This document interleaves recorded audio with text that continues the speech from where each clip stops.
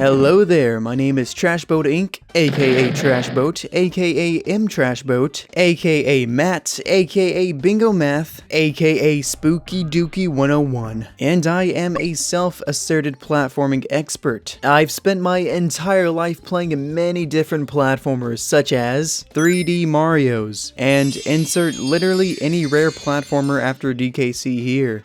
One of my favorite aspects within the platforming genre, whether it be 2D, 3D, 2.5D, whatever, is just the sheer variety that comes along with these titles. I think it's safe to say that nobody cares about how in these games 1 minute you're traversing a lush green open field, and 20 minutes later you're in the fiery pits of a volcano.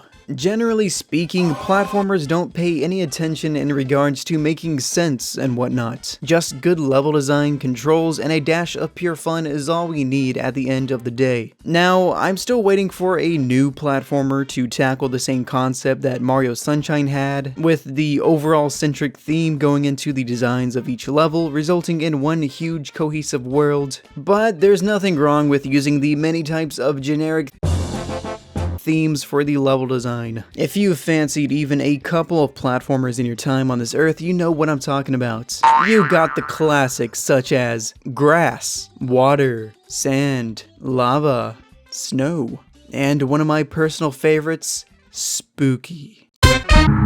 It's common for these games to be cheery, bright, and colorful romps through worlds that could never end up on any 2007 creepypasta forum. But there's something to be said about how the haunted level theme never fails to take that joyful spirit and flip it on its head. Let's talk about Super Mario 64, and yes, here's my honorary comment describing what a legendary title it is. It's legendary. Now, as many of you may know, when starting a new file, you're prompted to venture into the royal castle, only to be greeted by a worrisome toad frantically telling you the news of Bowser's takeover, and the kidnapping of Princess Peach. The game then tries to nudge you right along into Bomb Battlefields, as it's the only level you can actually play with 0 stars. But if we take our time and explore the surroundings, we can notice these 2 unlocked wooden doors that lead to the sealed away basement, as well as the castle's courtyard. Having anything less than 12 stars will leave the courtyard an empty place to just run around and stare at this Eternal Star statue. At first, this seems nothing more than a nice little playground area to give some more life into the design of the castle, with a few tips and tricks about the game given through these post signs. Progressing through the game and eventually making your way to beating Bowser for the first time gets you a key to unlock the doors to the basement. As you make your way down to this new area, something catches your eye. A gigantic ghost floating in the middle of the hallway. As you start to approach, it falls back, heading towards the door, and when you finally make it outside, you are met with a multitude of boos that have infested the once empty courtyard. Stumbling around, you see a slightly bigger ghost holding some sort of cage within, that when exposed pulls you into its world. Let's talk about what I personally feel is the best haunted themed level in any platformer that I've played. Let's talk about Big Boo's Haunt. As I was describing earlier, Mario 64 fits the description of a family-friendly adventure soaked in childlike wonder almost to a perfection, with just the occasional sprinkle of nightmare fuel spread throughout, whether it was on purpose or not. For example, recently people have been fascinated with trying to make Wet Dry World a negative, emotional, aura-filled level that secretly creeped you out as a kid. And yes, I do think the skybox background is questionable, but I want to focus on the level that definitely made kids in 1996 feel unsettled. The deliberately spooky course within the game that delivers on some purely chilling atmosphere. Question time. To the person or creature watching this right now, what comes to mind when someone says, think of a scary location? A typical answer would be a dark and spooky mansion or castle. And perhaps this answer is a little too good, because I swear every horror-themed level in platformers follows this same template, well past the point of being a cliche. While this overused setting is indeed what Big Boo's Haunt chose to go with, there are many more elements that have to come together in order to successfully get under the player's skin and achieve that perfect, horrifying atmosphere.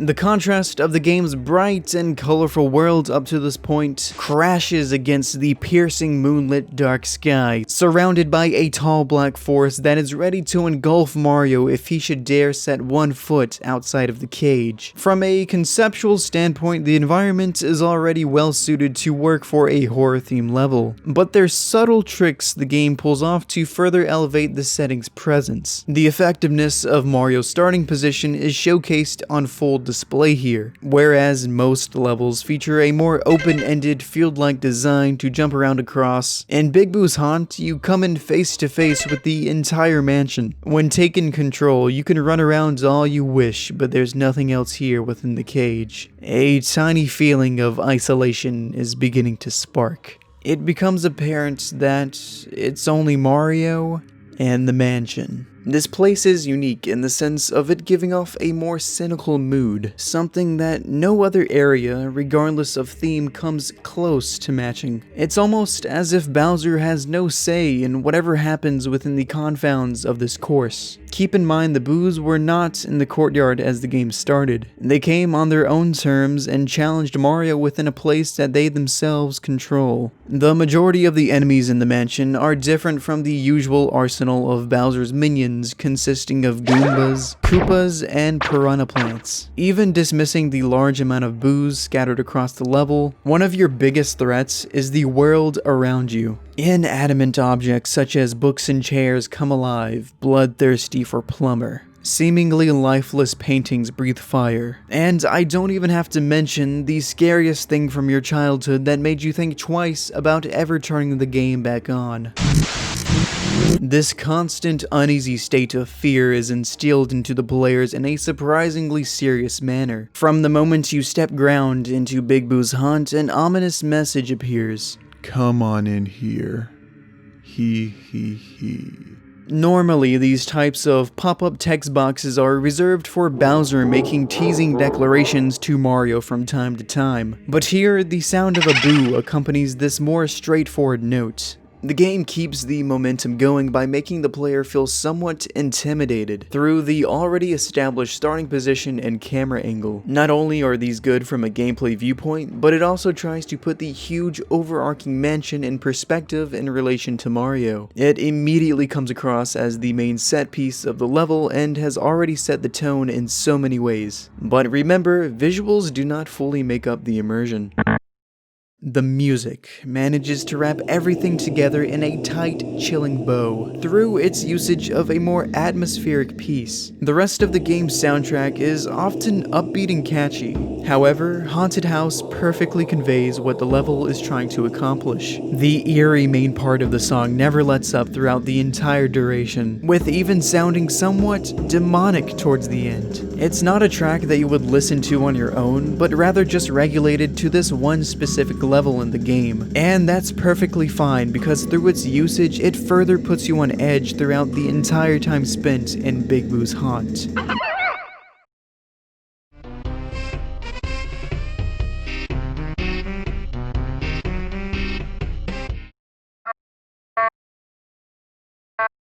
This level being named Big Boo's Haunt, it's natural to assume the ghosts take the main stage. Aside from the wonderful build-up and atmosphere, the level design and objectives, which go hand in hand, are also frightfully amazing. 3 out of the 6-star missions have you going around purging the Boos from this twisted mansion. Go on a Ghost Hunt is centered around the first story, with multiple Boos sprinkled through the 5 rooms. To avoid making the players feel overwhelmed with the multiple floors of the mansion, notice Notice how access to the second floor is limited until you get this first star. A tiny detail that goes a long way into passively guiding the player into learning the level's design. Now, fighting the boos in general has to be my pick for the most engaging enemies within the entire game. In typical boo fashion, they shy away and become transparent when facing Mario, but return back to their solid state when looking away. This works well in 2D space, but this enemy design takes full advantage of the third dimension and makes the player utilize good positioning in order to beat them. Nothing mind-blowing, but way more thought-provoking than, say, a simple Goomba. After each boo bounty collected, a message appears that honestly completes that uneasy atmosphere we are well into.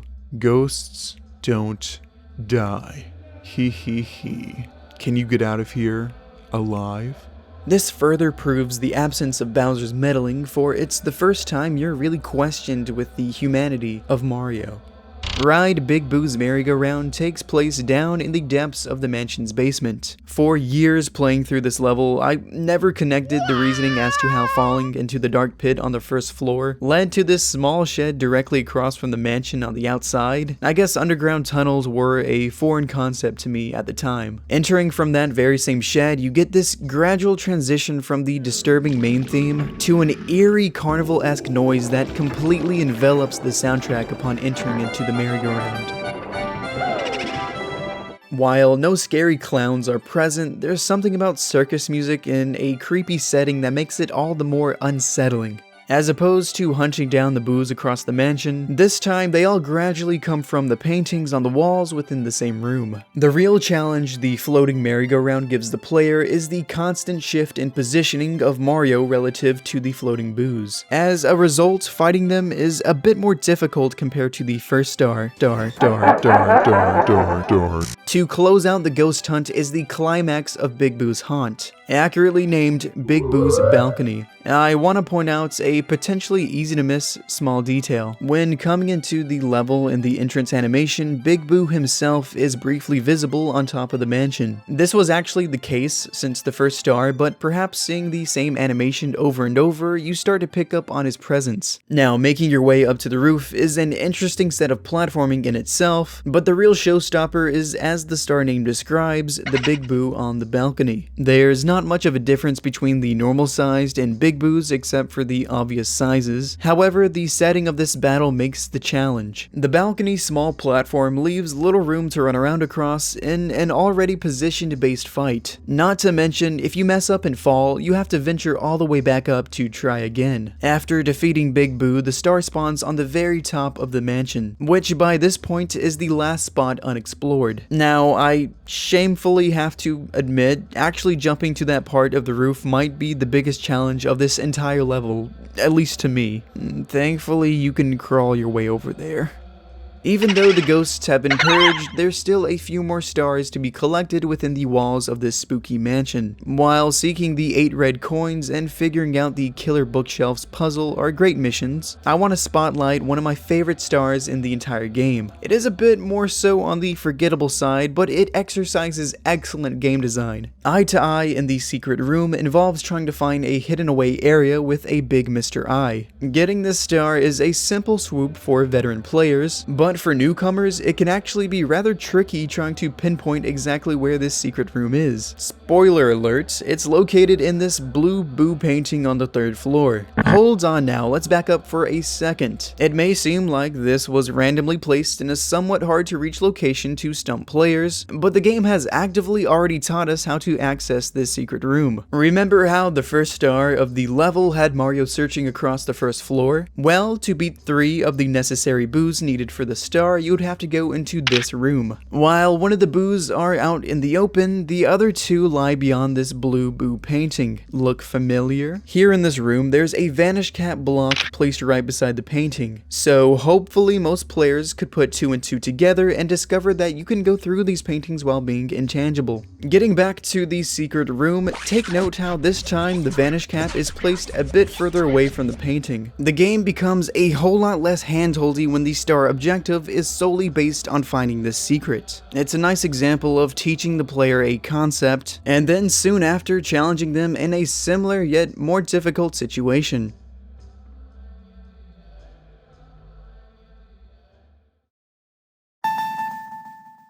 Mario 64 has an entirely new area in which you travel to unlock Luigi, and I would go into more detail, but I honestly don't want to play Mario 64 DS. The game's kinda cheeks. Big Boo's Haunt is just a tiny slice of the larger variety pie that Mario 64 has to offer. The game that has almost every single basic platformer level theme in the book, it's no surprise that the spooky-filled mansion sticks out to me the most. Horror is a theme that has a chance to branch out from the overall bright worlds that these games try to craft, and for a brief moment turn it into an experience that makes the player wonder if they're still playing the same game. If it's been a long time since you've played Mario 64, or if you've somehow never played it before, please do me a huge favor. Go out, buy whatever version you can find, start a new file, get at least 12 stars, and then on a chilled October night venture into the castle's courtyard, punch away the ghost, jump into the cage, and try to survive a trip into Big Boo's Haunt.